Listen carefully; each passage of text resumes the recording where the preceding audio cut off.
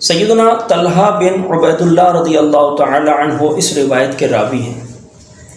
کہتے ہیں کہ دو شخص بارگاہ رسالت صلی اللہ علیہ وسلم میں حاضر ہوئے اور ہلکا بگوش اسلام ہو گئے، مسلمان ہو گئے۔ مسلمان ہو کر انہوں نے اپنی نئی زندگی کا آغاز کیا۔ ان دونوں دوستوں میں سے ایک دوست بنسبت دوسرے کے نیکیوں کے معاملے میں قدرے تیز تھے۔ یہ دونوں دوست ایک غزوہ میں شریک ہوئے اور جو دوست نیکیاں کرنے میں تیز تھے انہوں جام شہادت نوش کر لیا، وہ انتقال کر کے شہید ہو گئے۔ دوسرے دوست ان کی شہادت کے بعد 1 سال زندہ رہے اور پھر 1 سال بعد ان کا بھی انتقال ہو گیا۔ وہ شہید نہیں ہوئے، اپنی طبعی موت انتقال فرما گئے۔ کہتے ہیں دوسرے دوست کے انتقال کے بعد میں نے عالم خواب میں دیکھا کہ میں جنت کے دروازے پر ہوں۔ یہ حضرت طلحہ فرما رہے ہیں، میں نے خواب دیکھا اور وہ دونوں شخص بھی وہاں موجود ہیں۔ اتنے میں جنت میں سے ایک فرشتہ باہر تشریف لایا اور اس فرشتے نے ان دونوں دوستوں میں سے جو بعد میں انتقال کر کے دنیا سے گئے ان کو پہلے بلایا اور جنت میں داخل کر دیا، اور پھر دوسرے نمبر پر اس دوست کو جو شہید ہو گئے تھے ان کو بلایا اور داخل جنت کیا۔ پھر میری طرف وہ فرشتہ متوجہ ہوا اور مجھے کہنے لگا ابھی جنت میں داخلے کا آپ کا وقت نہیں آیا، آپ واپس تشریف لے جائیں۔ کہتے ہیں اس پر میری آنکھ کھل گئی تو مجھے بڑا تعجب ہوا۔ میں نے یہ بات اپنے دوستوں کو بھی بتائی تو انہیں بھی تعجب ہوا۔ یہ گفتگو چلتے چلتے بارگاہ رسالت صلی اللہ علیہ وسلم میں پہنچی۔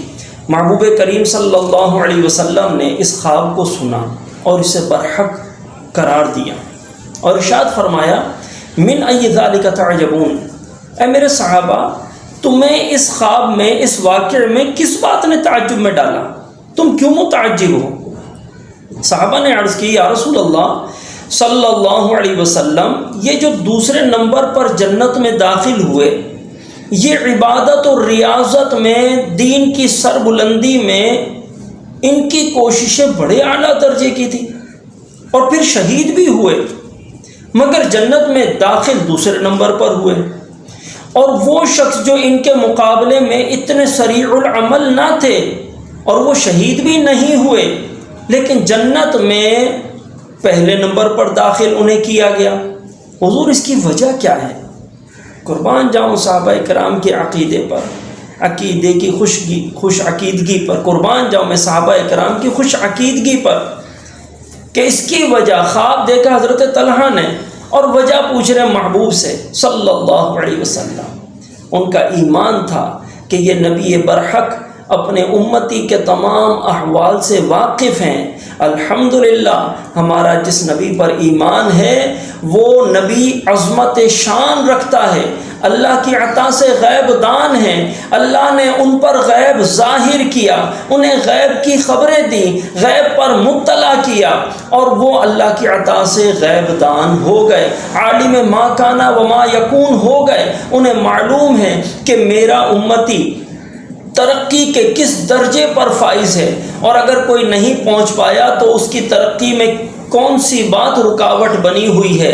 وہ نبی جانتا ہے کہ میرے ان 2 امتیوں میں سے جو جنت میں پہلے داخل ہوا اس کے پہلے داخلے کی وجہ کیا ہے، جو دوسرے نمبر پر داخل ہوا اس کو دوسرے نمبر پر داخلہ ملنے کی وجہ کیا ہے، یہ نبی جانتا ہے۔ جبھی تو حضرت طلحہ نے جب پوچھا، محبوب کریم علیہ الصلوۃ والسلام نے ارشاد فرمایا یہ جو دوسرے 1 سال کے بعد جن کا انتقال ہوا، جو 2 دوستوں میں سے جو 1 سال کے بعد انتقال کر کے دنیا سے گئے، انہوں نے اپنے پہلے دوست کی شہادت کے بعد جو سال گزارا اس سال میں رمضان پایا؟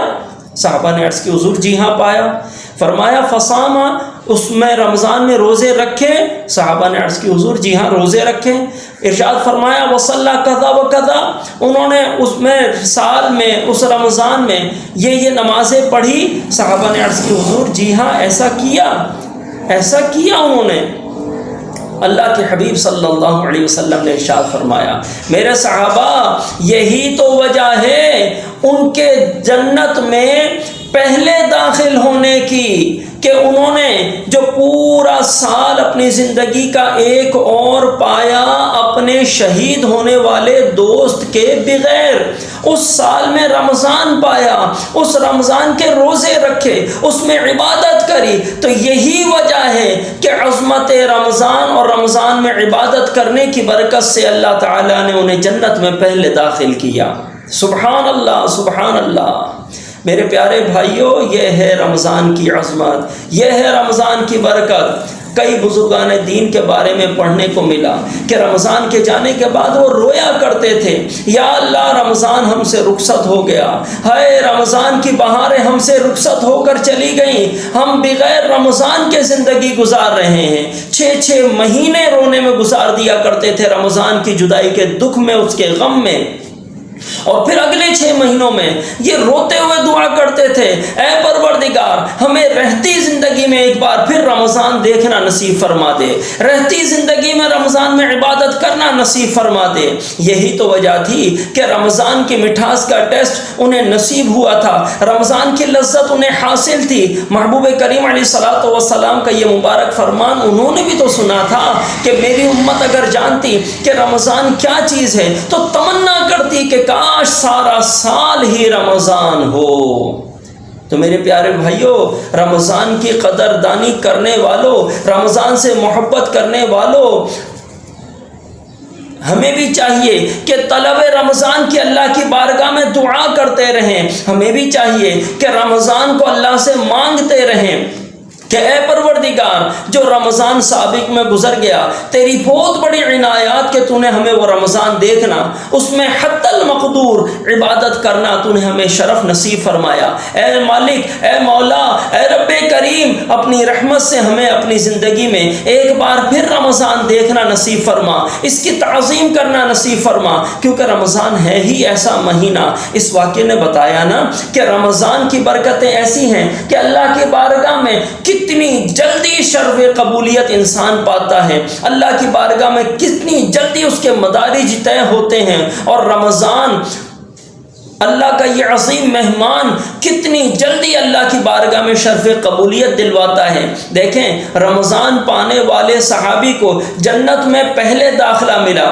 جو شہید ہوئے انہیں دوسرے نمبر پر داخلہ ملا۔ یہ بات طے ہے کہ تمام صحابہ جنتی ہیں، جنت میں سب کے سب جائیں گے، یہ سارے صحابی جنتی ہیں۔ اسی لیے تو نعرہ حق لگاتے ہیں، ہر صحابی نبی جنتی جنتی۔ اللہ تعالیٰ صحابہ کرام کے صدقے ہمیں رمضان دیکھنا نصیب فرمائے، اس میں اس کی قدر کرنا نصیب فرمائے، اور اس کی برکت سے اپنی بارگاہ عالی میں درجات رفیعہ نصیب فرمائے، اور اس رمضان کی برکت سے باب ریان کے ذریعے جنت میں داخلہ نصیب فرمائے۔ آمین بجاہ النبی الامین صلی اللہ علیہ وسلم۔